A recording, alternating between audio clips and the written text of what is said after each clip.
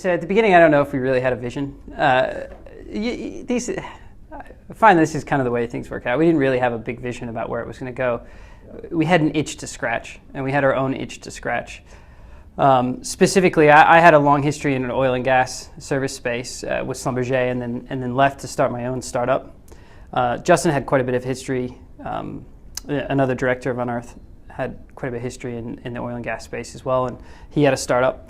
And we both found we were having the same issues with startups in the resource space, which was, even though we think we had the right tech, and there could be some questions on that, we think we had a great product that would make a difference to these organizations. They weren't able to really truly interact with startups.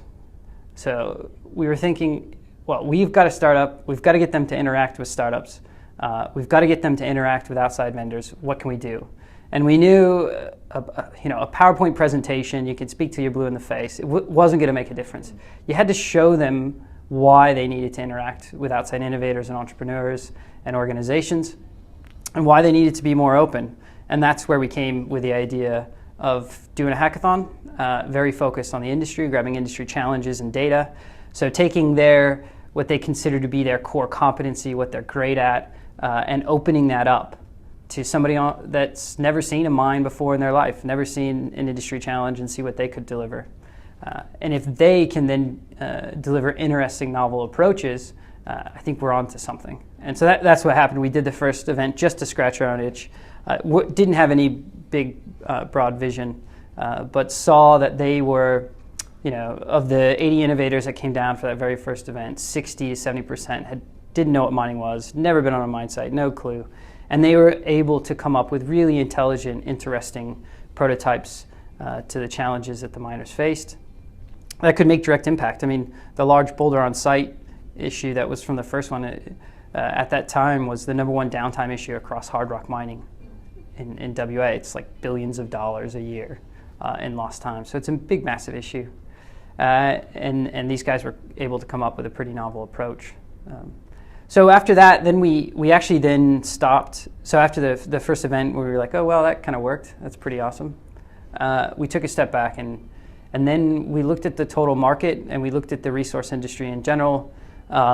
We looked at what we thought was going to be some future applications. We actually did a paper and a write-up around why a resource accelerator would be critical for the industry here in Australia, for the Department of Industry. And through that process, we really kind of galvanized around this vision of markets are more global than ever, products are more global than ever.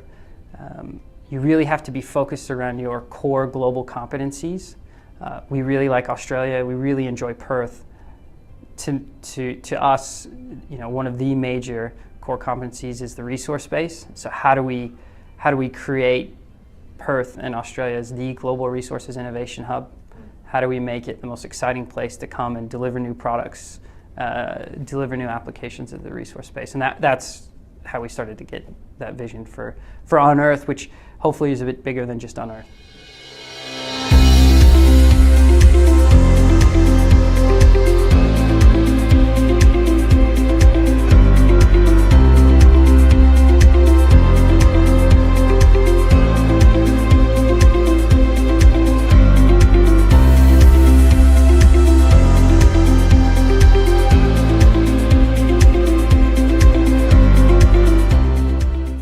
Yeah, so it was very much, it's this kind of really neat package for bigger objectives with hackathons.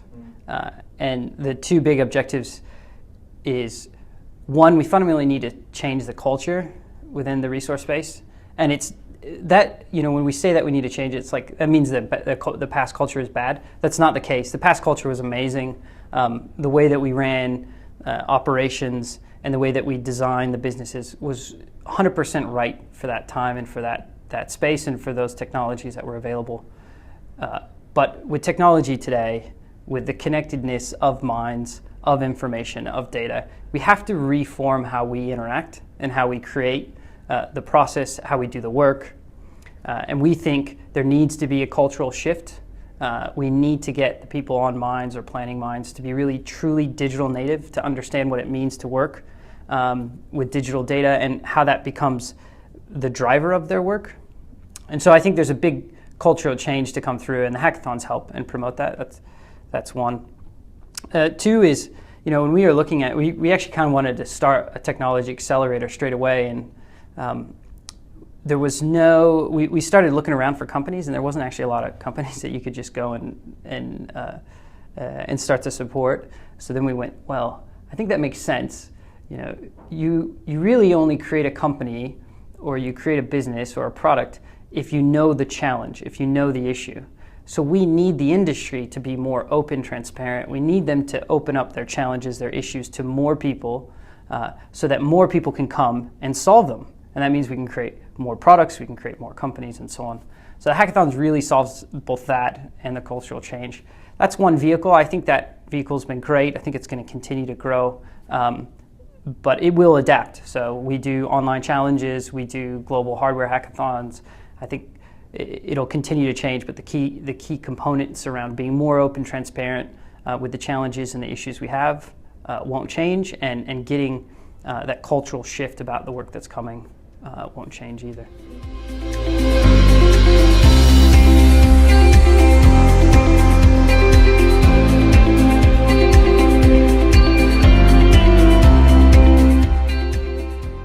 Yes, we've had quite a few, and so we've done 16 events now. Every event, there's one or two interesting concept prototypes that go forward or should go forward, and it's interesting to see the results as they go.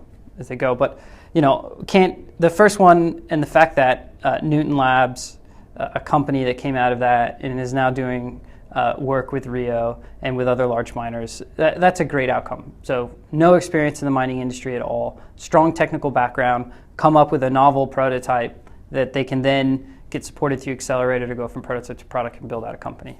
It's kind of a nice complete package. But there's been other really good applications. In Cape Town, when we ran the event in South Africa, I was really impressed with the talent, super good technical talent. And there was a challenge around offshore diamond mining from De Beers. And they basically vacuum up the seafloor, siphon out the diamonds, and then replace it. And through that process, they have to wait for the materials to come all the way to surface. It's a 6-minute cycle time, and a minute and a half is just waiting for it to come to surface. So if they had a way to analyze it right at the bit, at the vacuum, at the point of contact, they could save up to a minute and a half on every cycle. That's 6 minutes. So it's a really big potential savings. So they gave us an audio file they put a hydrophone directly against the head. And there was a guy on a weekend that came up with this great, simple application and display that was able to give them all the information they needed, predict what layer they're in, give them efficiency, and it was just almost ready to deploy after a weekend. Their procurement took over 9 months to manage it, but the application was built just on a weekend. It was really impressive. Wow. And then there's a whole bunch past that. So.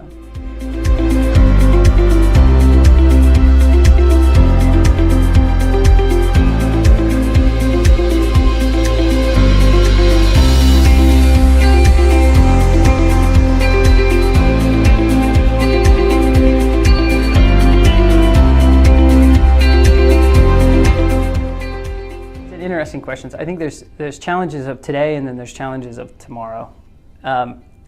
Today, there's a lot of challenge around data. How do we use data? How do I get data throughout my process? How do I make better and faster decisions with that data? How do I get more sensors involved in my operations to sense issues that are going to be going on and then integrated throughout alerts and so on? So that's today. I really feel like the challenges of tomorrow is how do we re-architect our business to be data focused? What does it look like when computers are making 90% of the decisions on a mine site? And that's not just autonomous vehicles, but that's like throughout the processing plant, throughout operations. And instead, humans are supporting those machines and improving them and being more creative and understanding holistically what's happening and trying to make larger improvements as opposed to just tick type changes. So I think there's two sides. Today is really what do we do with all this great stuff that's coming in, or how do we get more great stuff to continue to make the improvements we need, and then like long term, it's like actually how do we re-architect the way that we look at mining.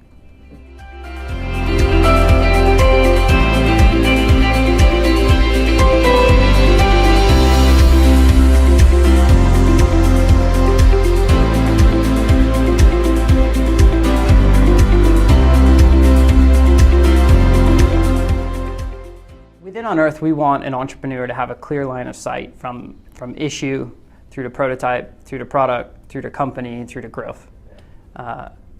And so in that, you need to have hackathons to be able to get people involved, or open activities to get people involved, to get that prototype, to get those collisions going so you can create that one company out of however much activity that you're having. And then once you create that company, you need to support that company from prototype to product and into their growth phase. And that's where the accelerator kicks in. So we want to get great individuals, great teams with a strong desire to solve an industry challenge, and we want to put them in a collaborative setting with a structured program to get their business formed, to get the right mentors, the right coaching, and the right clients involved to co-create from prototype to product and have a finalized product together in 6 months. We think it's key in the mining and the resource industry for it not to be some independent guy trying to knock on doors, but actually to be have as much access as possible to the people they need to talk to and to the companies that they can create with. So on that, we are running, so the accelerator is kicking off right now in Brisbane. We closed our applications for this year. It will be run with a good startup partner, River City Labs, which is a great, good organization there. It's going to be a 6-month program. The first 3 months are very structured to really help these kind of young entrepreneurs get from that 0 to 1 phase. Bill Withers, not the singer, but the founder of Acquire, which is a global company, Mets software company, is the lead mentor. And we have a whole bunch of great additional mentors that are there and supporting the program. So we're quite excited for it to be kicking off this year in Brisbane.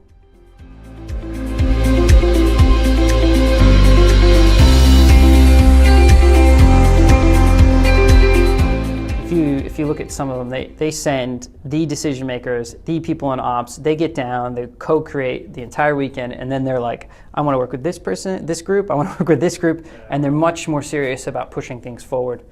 And then as they push it forward, they find that these groups need that support to properly form their business, to get in the right organ. And then they go, well, where's that? And we're telling them that we think the accelerator is the right mechanism.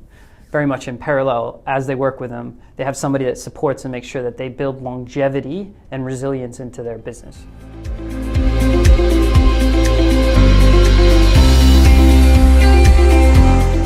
What do I hope within the industry is that we start to balance that. I understand why we need to price in risk. I understand why we have to have very heavy processes that manage risk very well. But let's not forget about opportunity. And I think too many times we have. And is part of the rationale for these big guys, or what you sell to these guys, is, almost outsourcing the opportunity function to? Yeah, I hope not. I mean, the reason I have the reaction is I don't want Unearthed to be, this kind of, I want it to be an opportunity enabler. Yeah. I want it to be new, novel approaches for them to be able to manage with great outside innovators. That hopefully then filters back into their organizations, and they're realizing they're not going fast enough. They need to change their approach, that there is amazing talent out there, but they physically can't work with it right now because they don't have the right procurement process. They don't have the right risk approach for these young companies. And so I'd rather it's that opportunity enablement from both sides. Yes, you guys are the vehicle, but they still need to change their view on to what extent, opportunity versus risk. Yes, we need to get opportunity in. And, one of the sayings I say is we need to get procurement from days, not to from months to days, right? Like fundamentally, we got to switch from it takes X months to do something to it takes X days. Yeah. And if there's not a focus on that, if that's not considered valuable, then there's something wrong. Yeah. And it means really with some of the best and the brightest, if your procurement is a month or it's months, That means that your company, your organization has to have a balance sheet of X to be able to manage this process. And all the companies that don't have this massive balance sheet won't be able to work with you. So you're kind of this whole entire side of the market. You're just saying, no, I'm sorry, we can't work with you. And again, it's okay as long as you're very conscious about that. You understand that you're missing all that opportunity. And what's the feedback from the industry when you make that statement? Like, are they self-aware to go, yeah, we identify this as an issue, or? In the last, only this year, so the last 3 to 6 months, have we had industry come to us and say, we think we might want to work with startups. Right. And what does that mean? And how do we make changes? And how could we do that? Right. Okay. And so what do you say? Like, Well, we start talking about these type of initiatives, like how do you properly price in opportunity and you don't fully take in risk? How do you take your procurement, from months to days? It's a different. So how I put it is, in Toronto, it was this real eye opener. Amazing individual talent, super capable engineers that are doing like great data work across industries. There's a group that was coming out of finance that was doing this just amazing data work, right? They're very loose, and there's a lot of demand for them. Yeah. And this is this outside group, and the industry just hasn't normally had to work with this, right? They're the big industry, they have the asset, they have the money, you must come to me to work to me. So they're always expecting it to be inbound. And now there's talent that they need that will make a difference in their organization that is no longer inbound. It's just not like, oh, you're going to make it painful. You're going to not pay me for months. I'm barely going to get on your payroll. Like, I'm not going to get access to your data. Oh, geez, screw it. It's too much. Yeah, and so you're going, crap, I need that talent. But where the model was, I was I had the asset, I had the finance, come to me. That's no longer the model. I actually have to figure out ways to go outside my organization and engage with outside people and get them excited about coming and working for me.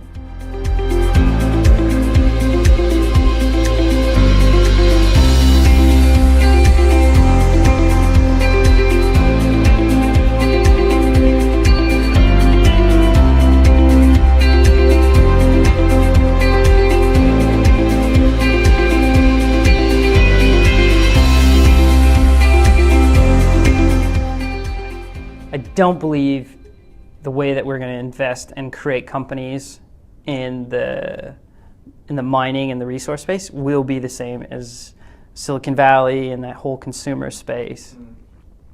I don't like let's make Silicon Valley everywhere. Like, that model works extremely well for that space. And so what we're trying to do and build here and the approach to getting new companies off the ground, I think, needs to be fit for purpose for the industry, and it won't be a replicant of that, which is a good thing. It's a totally different space. Yes, so I say that because then the unicorn connotation kind of comes all from that space and what we look at and so on. Now, do I think we're going to have a $1 billion mining tech company? 100%. 100% we're going to get there. Yeah. The mining space is still extremely fragmented in the way it manages its data, the way it manages a lot of its organization. It's inefficient. And as it continues to become more efficient, the value will start to get concentrated. And if there's a few really good tech companies, they're going to see that concentration come together. If I looked at the areas that I think there's a ton within geological data and computation. It's this, if somebody knows how to manage it extremely well and get a substantial amount of data and then become a data leader and then create all the tools on top of that, that create the outcomes and the outputs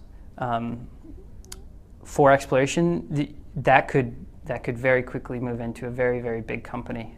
And I think the platforms are there to make that happen. Also, I think we're just starting. The autonomous space it is going, I know it's going, but it hasn't hit the most efficient, and it's very much an individual vendor or individual piece of equipment and there's something there around the platform play, and so maybe there'll be something that comes up around that operational space. And then I think there's huge potential things that aren't digital. If you can get rid of some of these pretty horrible chemicals in a lot of the process, you can make big companies fast. The community engagement's only going to get more, and so how you do better within your community, how you give back to your community, how you make your community safer, if there's products in line with that, they have huge potential.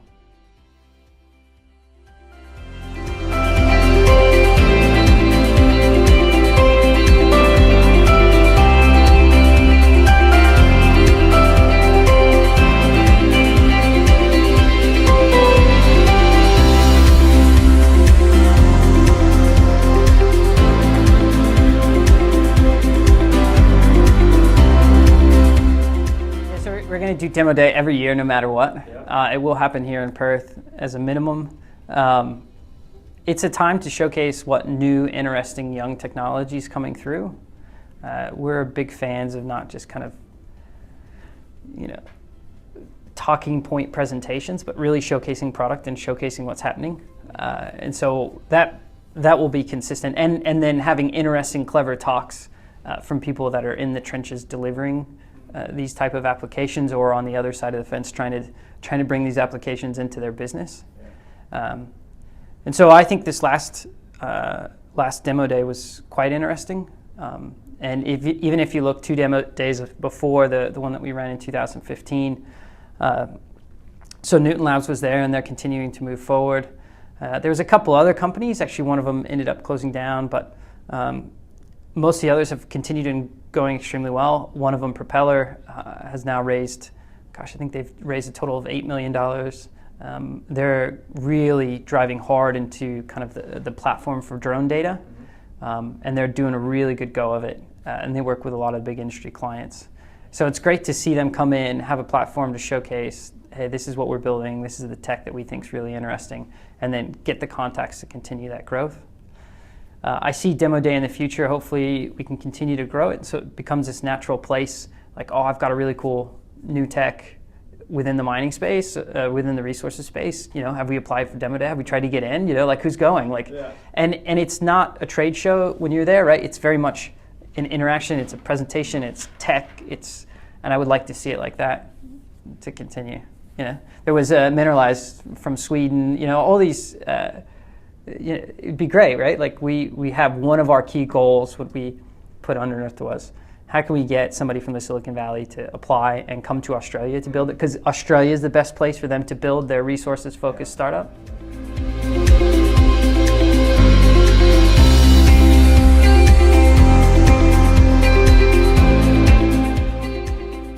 It's really hard to answer that question in 20 years.